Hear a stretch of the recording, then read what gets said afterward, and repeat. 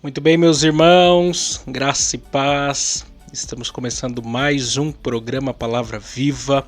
Hoje, dia 14/9/2021, e é uma alegria e satisfação estar mais uma noite juntamente com vocês para meditarmos na santa palavra do nosso Deus, por meio da Rádio Paz do Vale, bem como também por meio do meu canal no YouTube, Miqueias Alves, que você pode acompanhar ao vivo. Mas vamos então ouvir a nossa vinheta, nós voltamos já já.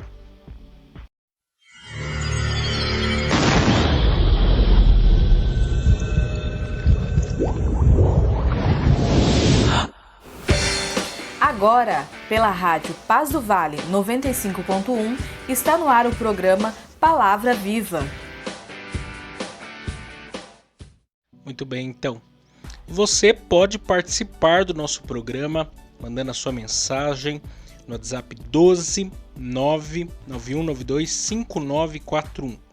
12 99192 5941. 12 99192 5941. Você pode participar do nosso programa. Você que está em qualquer parte do Vale do Paraíba ou mesmo de qualquer parte do Brasil por meio da internet e do meu canal no YouTube, você pode participar do nosso programa e nós estaremos aqui prontos a lhe atender. Será uma bênção. Temos orado por todos vocês que participam do nosso programa.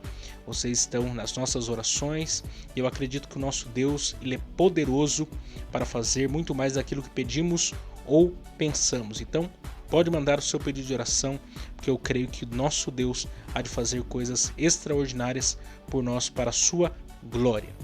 Mas vamos ouvir então os nossos patrocinadores e logo em seguida eu quero meditar com vocês numa mensagem que tem por título "E quando tem fogo estranho no altar do Senhor?" E quando tem fogo estranho no altar do Senhor.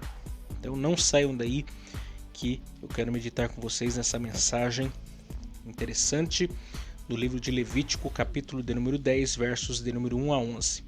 Mas não saiam daí.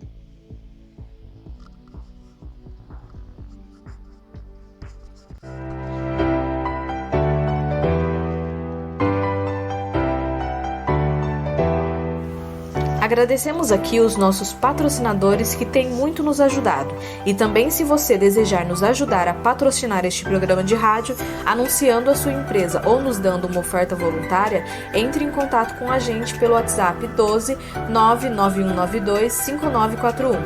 12 99192 5941. 12 99192 5941.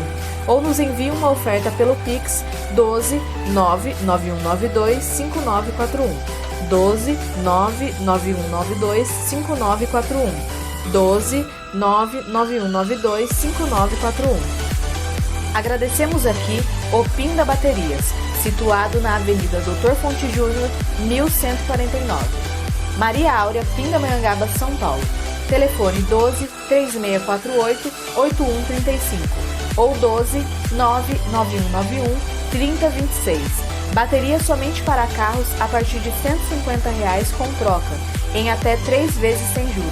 Tratar com Neide Ramos ou Cláudio Bueno.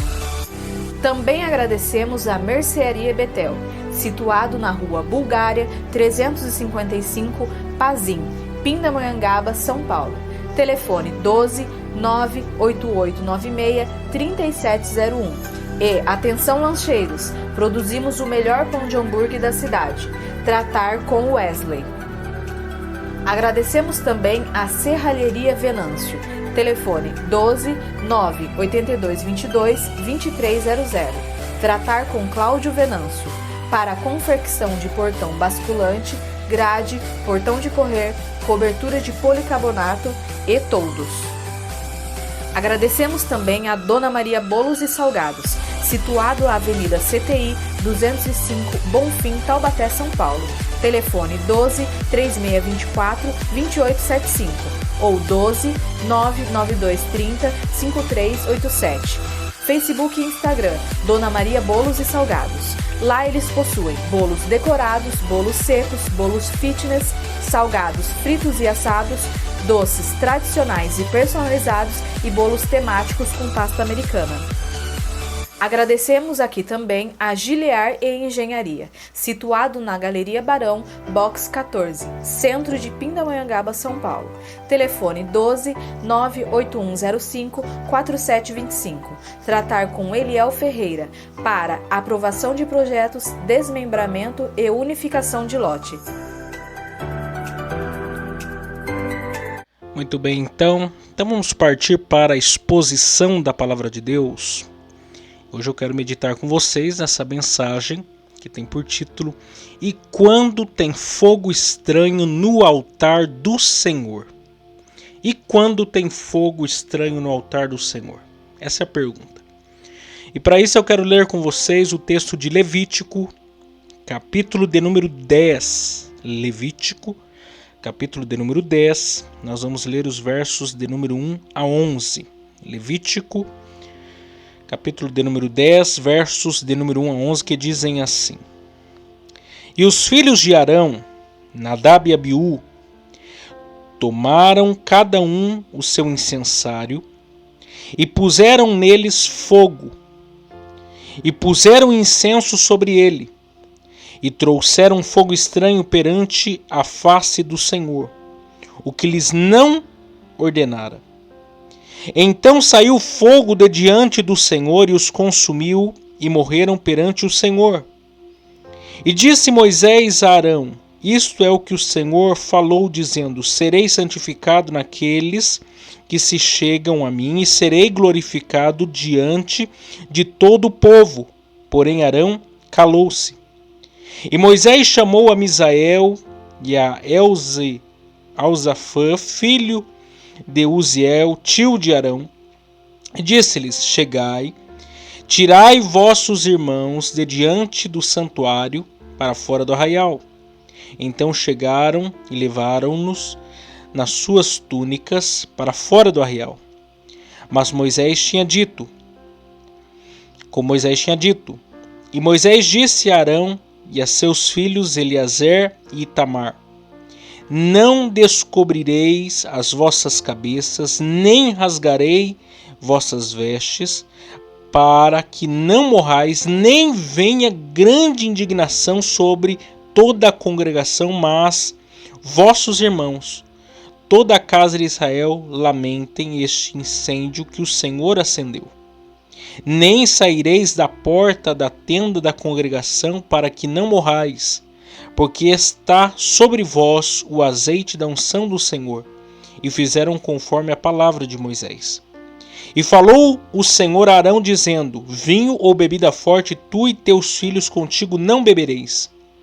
Quando entrardes na tenda da congregação, para que não morrais, estatuto perpétuo será isso entre as vossas gerações, para fazer diferença entre o santo e o profano, e entre o imundo e o limpo, e para ensinar os filhos de Israel todos os estatutos que o Senhor lhes tem falado pela mão de Moisés. Abraão, Isaque e Jacó são os pais fundadores do povo de Israel. Jacó, um dos patriarcas, teve 12 filhos e uma filha. E desses 13 filhos, Levi, o terceiro filho de Jacó com Lia, veio a se tornar o grande patriarca da tribo dos levitas. E ele gerou 3 filhos: Gerson, Coate e Merari. E o que acontece? A geração de Levi, bem como toda a nação de Israel, se multiplicou no Egito. Cresceu no Egito. E depois de 430 anos, por meio da providência divina, eles vão ser libertos do poder de Faraó e serão conduzidos à terra da promessa, à terra de Canaã. E aí a pergunta que nós temos que nos fazer é: como começou o ministério levítico? Afinal de contas, como que se inicia o ministério levítico? E a resposta disso está lá em Êxodo capítulo 13, quando na 10ª praga que Deus enviou ao Egito, iria matar todos os filhos primogênitos dos povos, como também a morte do primogênito dos animais. Somente aqueles que tinham a marca, o sangue nos umbrais das portas seriam poupados. Somente as famílias, as casas que tivessem a marca do sangue nos umbrais das portas seriam poupados da morte. E esses seriam o quê? Separados para Deus, para futuramente servir ao Senhor. Observa aí comigo Êxodo capítulo 13, verso de número 2.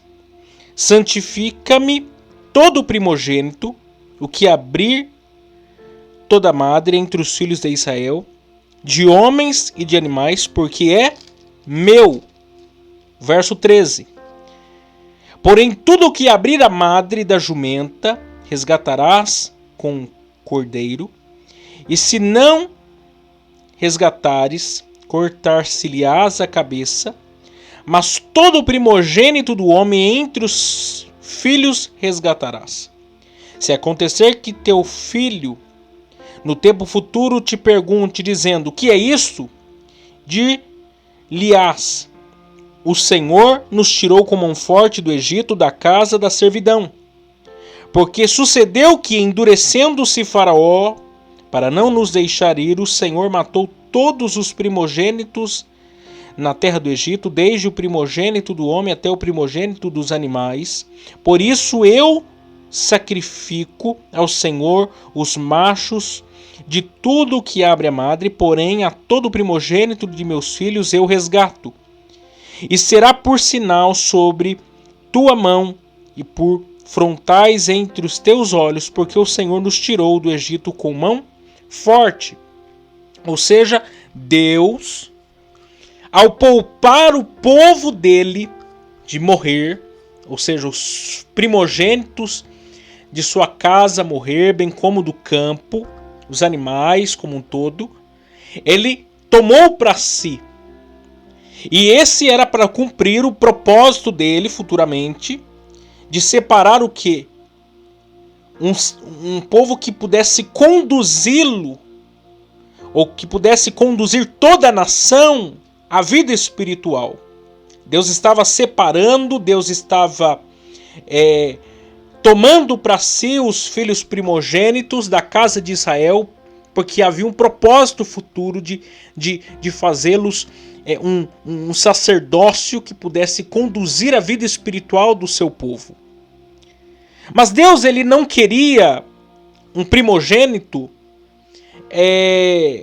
de cada casa para formar assim o sacerdócio. Por exemplo, pegar um da tribo de Levi, depois um da tribo de Azer, o outro da tribo de Manassés, outro da tribo de Efraim, e assim juntá-los e fazer deles o sacerdócio, fazer deles um grupo para o adorar. Não, Deus preferiu escolher uma tribo inteira, para que a partir dessa tribo pudesse conduzir o seu povo à vida de adoração. E Deus faz isso com a tribo de Levi.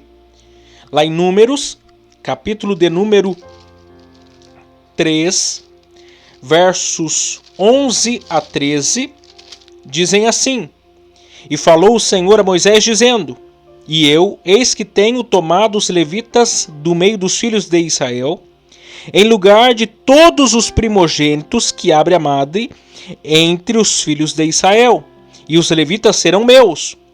Porque todo primogênito meu é, desde o dia em que feri a todo primogênito na terra do Egito, santifiquei para mim todo primogênito em Israel, desde o homem até o animal, meus serão, eu sou o Senhor. Então Deus seleciona a tribo de Levi para que ela pudesse conduzir o povo de Deus a uma vida de adoração, a uma vida de culto ao Senhor. E qual era o propósito disso? O propósito disso está lá em Êxodo, capítulo de número 19, o versículo de número 6, a parte A somente. Vós me sereis reino sacerdotal e povo santo. O fim último de Deus era fazer da nação de Israel um reino sacerdotal e uma nação santa. E aí a pergunta que nós temos que nos fazer é: qual era a hierarquia dentro da tribo de Levi? Como que funcionava a questão do trabalho, do serviço dos levitas dentro dessa tribo? Porque você sabe que temos sumos sacerdotes, temos levitas. E como que cada um trabalhava? Nós temos, por exemplo, da casa de Arão, porque Deus escolheu a casa de Arão para dela separar os sumos sacerdotes e os sacerdotes. Então você tem lá no topo o sumo sacerdote. O sumo sacerdote era o quê? O filho primogênito de Arão. E o filho primogênito do filho de Arão. E assim de geração após geração. Então, sumos sacerdotes sempre seriam os filhos primogênitos da casa de Arão. Os sacerdotes, pelo contrário, seriam qualquer um daqueles que não fossem nenhum filho primogênito da casa de Arão. Que fossem outros em atividade da casa de Arão, da descendência de Arão. E por fim nós temos os levitas, que são descendentes direto de Levi. Descendentes de Gerson, descendentes de Coate, descendentes de Merari. Mas essa hierarquia, sumo sacerdote, sacerdote e levitas. E o que acontece? Esses homens foram separados por Deus e havia uma série de requisitos a serem obedecidos. Havia uma série de requisitos a serem praticados. Por exemplo, a linhagem sacerdotal, o comportamento ético e moral, a sua atividade governamental, a vida física, o corpo do sacerdote, as suas roupas, a sua família. Tudo isso foi de maneira minuciosa, detalhada por Deus. Deus instituiu o sacerdócio levítico. Deus deu ordens, Deus colocou tudo no seu devido lugar, porque Deus queria ser o que era adorado pelo seu povo. E isso seria mediado pelo trabalho, pelo serviço dos levitas. Muito bem. Mas a pergunta é: e quando tem fogo estranho no altar do Senhor? Porque quando você lê Êxodo capítulo de número 28 e Êxodo capítulo de número 29, bem como você lê Levítico capítulo 8 a capítulo 10, nós temos a separação e a consagração dos sacerdotes. Mas quando você chega no capítulo 10 do livro de Levítico, versos de número 1 a 11, você encontra já, numa das primeiras atividades dos sacerdotes, uma disciplina, uma correção, uma exortação, porque algo saiu do padrão estabelecido por Deus. Porque algo que foi realizado, que foi praticado, foi contra aquilo que Deus havia estipulado. E aí isso trouxe o que? Desgraça, trouxe dor, trouxe sofrimento para todo o povo de Israel. E é aqui que eu quero meditar com vocês em alguns pontos rapidamente, pensando com vocês no que Nadab e Abiú fizeram de errado para que chegassem a consequências tão drásticas do juízo de Deus, a morte. E pensar aqui conosco que será que nós não estamos agindo como Nadab e Abiú? E ao invés de estarmos agradando a Deus, estamos na verdade trazendo sobre nós o juízo de Deus. A repugnância de Deus quanto às nossas obras, quanto às nossas atividades voltadas à adoração. Então, vamos pensar aqui em alguns pontos. De acordo com o versículo 1, O pecado deles foi grande por quê? Número 1. Porque eles fizeram o que Deus não ordenou. Olha lá a parte final do verso 1. O que lhes não ordenara. E aqui fica claro para nós então que no que diz respeito ao culto ao Senhor, ao culto ao nosso Deus, existe uma maneira pela qual nós devemos adorá-lo. Deus já revelou como Ele quer ser adorado. Isso significa que nós não adoramos a Deus por aquilo que nós achamos que é o melhor.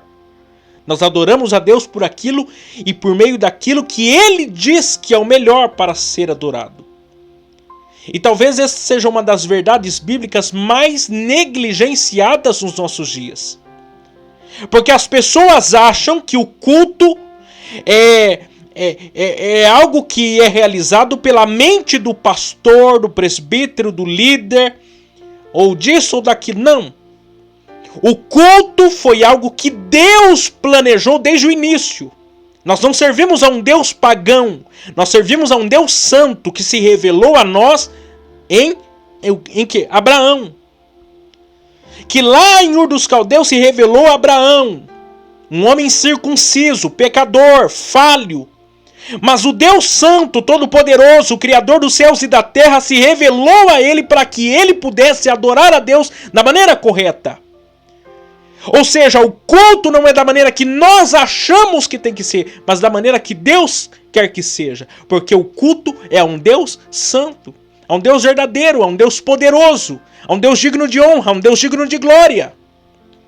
E aqui, Nadab e Abiú apresentaram a Deus um culto que não estava ordenado por ele. Segundo, tomaram fogo comum e não fogo do altar. E aqui o problema não é o fogo, é a origem do fogo. Porque existia o lugar correto de se acender o incensário. Mas aqui o fogo foi pegado ou acendido no lugar errado, na fonte errada, naquilo que não estava prescrito, segundo ou contra a palavra de Deus. E aí é onde mora o maior dos problemas relacionado ao sacrifício, ao fogo do altar. É quando tem fogo no altar, mas o fogo foi tirado da fonte errada, do lugar errado. E aí é contra a vontade de Deus, aí é fogo estranho. Existia uma maneira, existia uma forma de se acender o fogo no altar. E o fogo ali representa tantas coisas, purificação, como a própria presença do Espírito Santo. Mas se o fogo foi tirado do lugar errado, ele não representa nada, ele é só um fogo consumidor. Ele é um fogo sem utilidade. Eu não vou avançar, porque nós não temos mais tempo, mas amanhã eu quero dar continuidade a essa mensagem. E pensar mais um pouco com vocês, da onde está vindo a adoração e como está sendo feita a adoração. E pensar em vocês, e quando tem fogo estranho no altar? De quando as coisas não estão sendo feitas conforme a vontade revelada de Deus. Como isso traz problemas para a vida da igreja, para a vida do cristão. Quando nós achamos que estamos fazendo a coisa certa e não estamos. Quando achamos que estamos sendo motivados pela coisa certa e não estamos. Amanhã eu vou continuar a exposição dessa mensagem. Mas que Deus abençoe vocês e até amanhã, se Deus assim nos permitir.